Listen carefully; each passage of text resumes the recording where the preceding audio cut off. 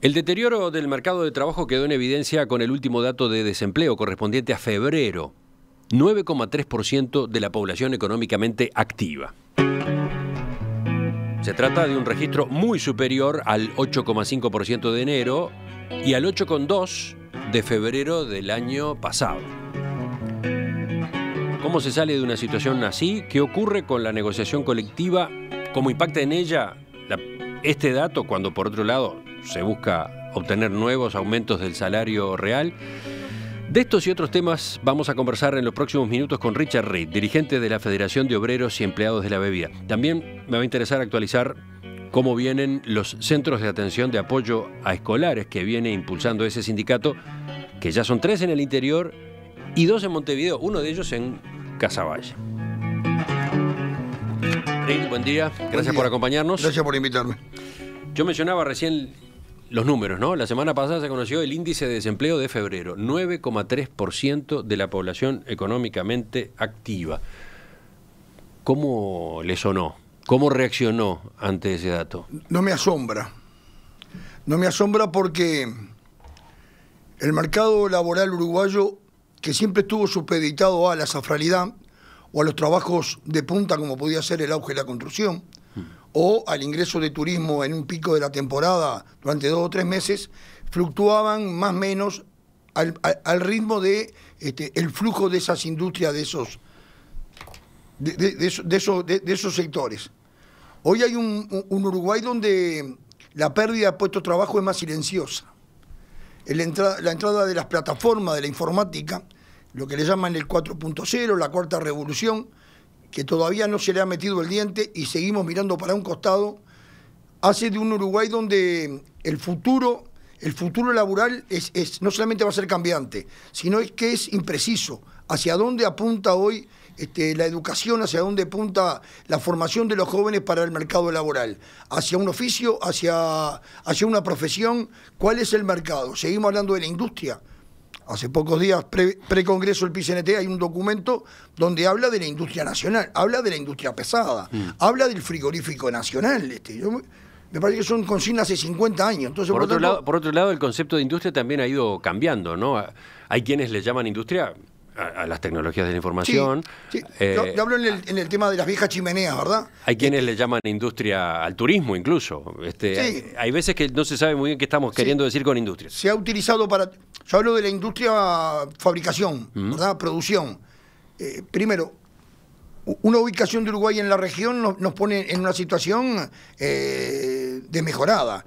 Por razones de escala, Uruguay no puede competir en lo que significa industria en la región. Por escala, por consumo, por población, inclusive por costos paramétricos. Entonces, por lo tanto, la desocupación no me asombró el 9,3. Más, me va a preocupar más quizás si los números siguen desmejorando esa realidad. Y cuando digamos, che, ¿y de dónde sale todo esto? Y vamos a encontrar que está afectando al mercado laboral principalmente de los servicios. Ahí es donde vamos a perder muchísimos puestos de trabajo sustituidos por la tecnología. Por lo tanto, un consejo de salario, 1.200.000 personas, 500.000 con salario todavía sumergido y el fantasma de la estabilidad laboral por otro lado. No va a ser un año fácil. No va a ser un año fácil. En realidad, según decía hace muy pocos días la consultora Deloitte acá en el programa, bueno, ya lo había planteado antes, la cantidad de personas con problemas de empleo es mucho mayor. Decían, si sumamos al desempleo el subempleo, o sea, las personas que trabajan menos horas de lo que desearían, y la población desalentada, es decir, las personas que dejaron de buscar trabajo porque no lo estaban encontrando, si consideramos ahora entonces estos 3 grupos en conjunto, en Deloitte estiman que actualmente hay unas 320.000 personas con problemas de insuficiencia de empleo. Y si incluimos dentro de la población activa a los trabajadores desalentados, la tasa de insuficiencia, eso que llaman ellos tasa de insuficiencia, llega a 17,9%. Sí, yo tengo un matiz con lo de Deloitte, porque enumera e identifica con razón un plato de la balanza. El otro plato es que hace a la quita de números, es el doble empleo, y la cantidad de gente que trabaja pero en negro. Entonces, por lo tanto... Ese es un tema, el del doble empleo es un tema bien interesante, porque, Claro, porque no en todo el mundo es de existe... dos personas, pero es una sola persona que lo ocupa. No en todo el mundo existe una tendencia tan fuerte al doble empleo o al multiempleo como en Uruguay, ¿no? ¿Y eso qué quiere decir? Y qué quiere decir que en realidad hay más puestos de trabajo de lo que parece, ¿no? Claro, entonces, por lo tanto, equilibra esos números. No son tan, como dice el viejo dicho, ni pelado ni con dos pelucas. Yo creo que... Pero entretenernos en ese tema, si bien es un ejercicio que vale la pena, yo apostaría que hoy el Consejo de Salario se pierde, desde mi punto de vista, una oportunidad histórica. Ahí está, porque la pregunta de partida acá era cómo impacta un dato como este, que no es el único, ya venía el de enero, venía preocupante, cómo impacta en esta ronda de negociación colectiva. Va a impactar según los sectores en que esté involucrado. Por algo hay 3 franjas donde cada sector se va a ubicar para poder negociar salario. Pero mi preocupación es primero hay que ver si el formato Consejo de Salario, que entra ya prácticamente en su última etapa de este gobierno y cerraría los 15 años en forma permanente, al cual cumplió un rol fundamental en los primeros años principalmente, si hoy realmente el formato adecua a la realidad o a la demanda que tiene hoy el trabajador. A ver, ¿a qué se refiere? Por ejemplo, ¿por dónde podría estar fuera de foco ese formato? Para distribuir riqueza y mejorar salario, según la correlación de fuerza y los sectores. Sigue habiendo 500.000 trabajadores que tienen el mismo sueldo sumergido que tenían en el 2005. Más, con un consumo mucho más agresivo, que hace que muchas veces el poder adquisitivo no sea suficiente. En segundo lugar, pasaron 15 años y el Uruguay nos ayornó a la demanda del mercado mundial. Nos guste o no, vivimos en una sociedad capitalista donde la competencia está arriba de la mesa. El ser más eficiente y el mejorar la productividad nos pone por lo menos en carrera a poder competir en la región.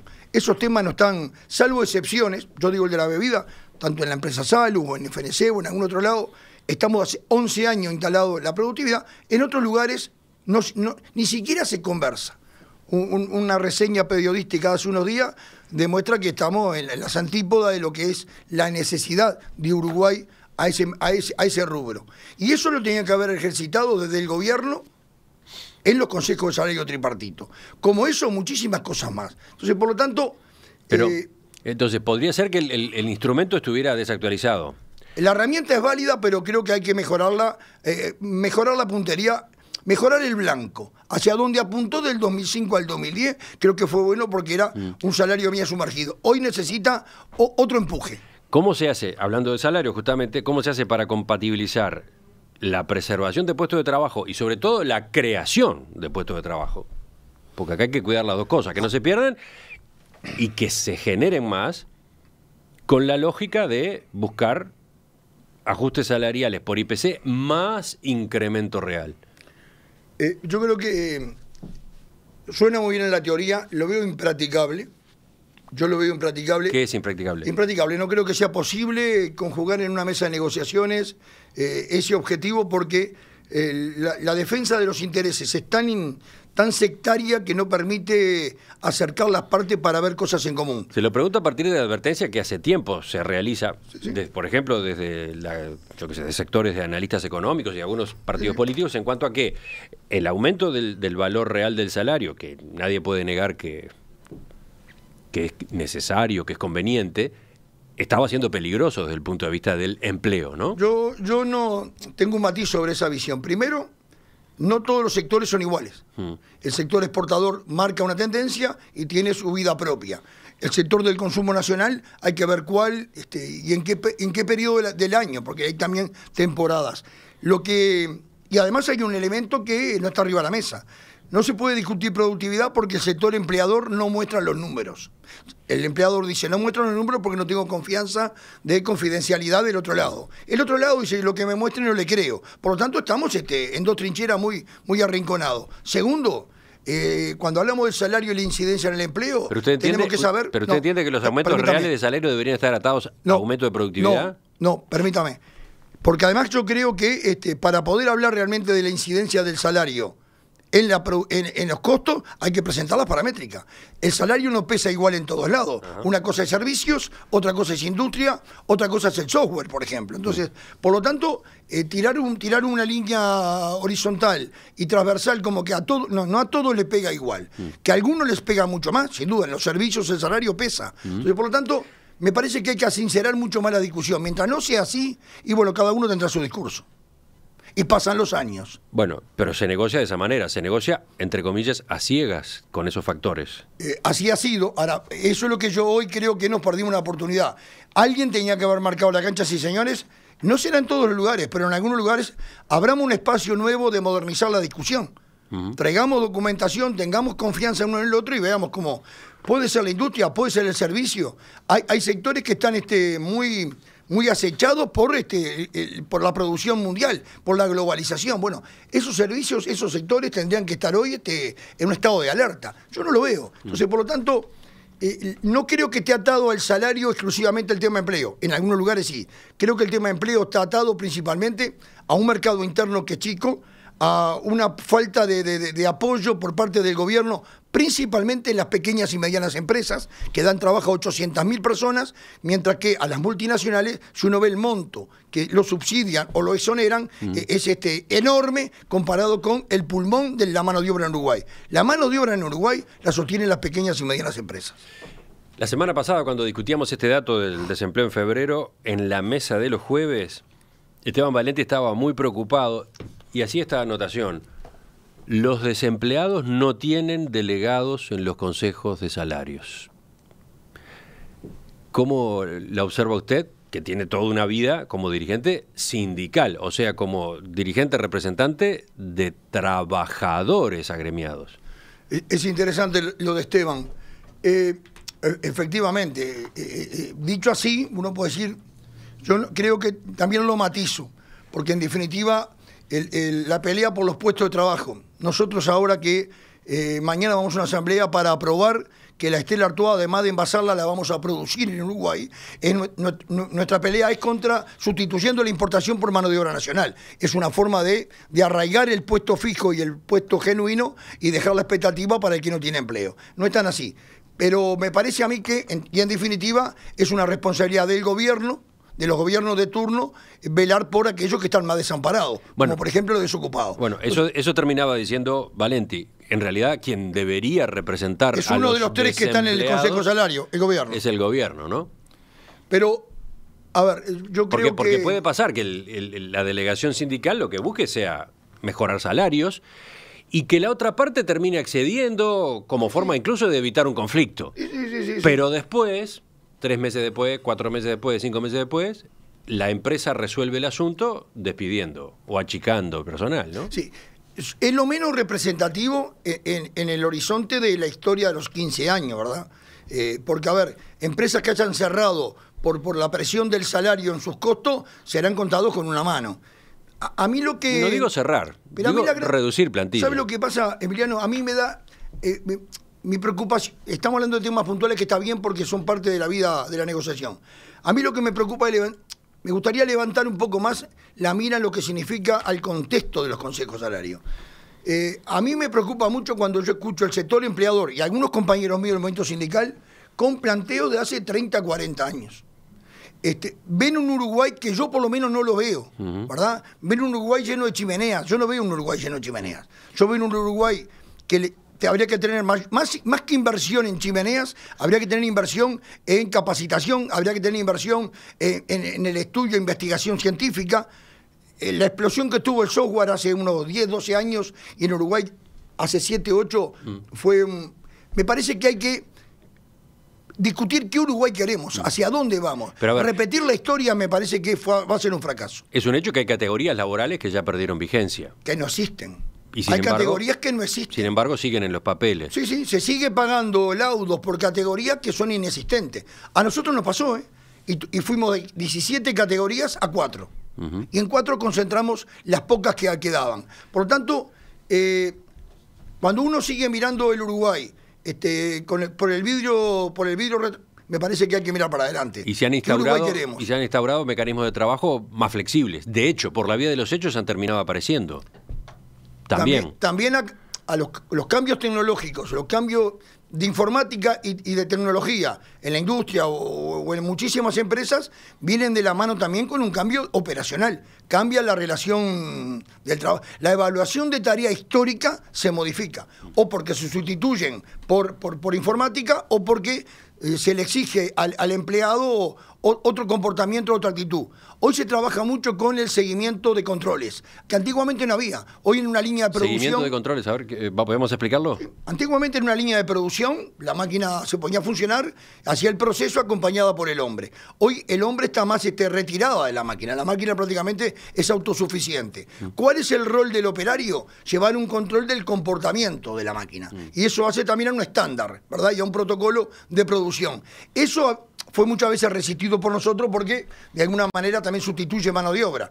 El tema es que la tecnología lleva a que eso es sí o sí. Entonces la gran discusión no es lo hago o no lo hago. La gran discusión es, además de hacerlo, ¿qué otra cosa sustitutiva yo le puedo aportar? ¿Verdad? Si los delivery se terminan porque un dron va a llevar la pizza hasta tu casa, ¿cuál es la discusión? ¿Tirotearle al dron cuando va volando o aprender cómo se maneja un dron y cómo se repara si se rompe? Entonces, a ver, ¿el lado A o el lado B de la película? Me gustaría mirar el Uruguay hacia adelante y no tener la nostalgia y reclamar un Uruguay que ya fue. Fernando Pereira, presidente del PIT-CNT, recordaba la semana pasada cuando lo entrevistamos aquí en Perspectiva, al día siguiente de que se divulgara el dato de desempleo de febrero, que ellos, la central sindical, le solicitó al gobierno la creación de un ámbito tripartito por fuera de los consejos de salarios para debatir específicamente sobre el empleo. Y decía que todavía no ha habido una respuesta. A mí me parece muy saludable y muy inteligente lo de Fernando.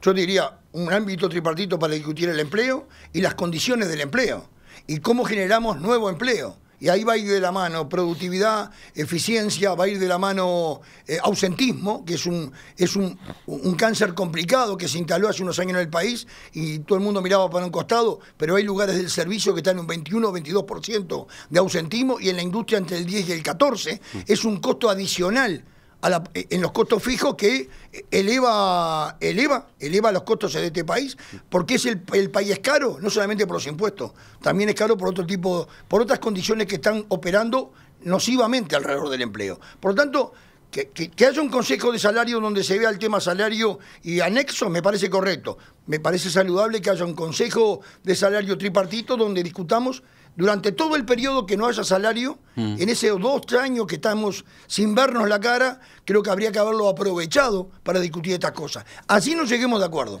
De todos modos, esta ronda de negociación va a transcurrir con los datos que están arriba de la mesa y se corre el riesgo de que tome decisiones no ajustadas a la realidad.